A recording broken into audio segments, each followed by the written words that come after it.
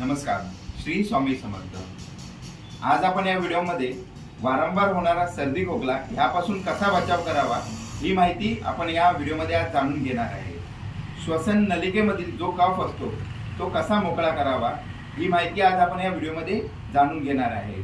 श्वसन नलिकेसाठी oil massage करावा। लहान मुलांपासून मोठ्या व्यक्तींपर्यंत हा ऑइल मसाज करावा। आता हा ऑइल मसाज कसा असतो हे आपण या व्हिडिओमध्ये माहिती करून घेणार आहे। राईचं तेल, लवंग, लसूण आणि ओवा यांचं मिश्रण गरम करून त्याच्यामध्ये चिमूटभर हिंग टाकायचे आणि हे मिश्रण एका काचेच्या बाटलीमध्ये बंद करून ठेवायचे।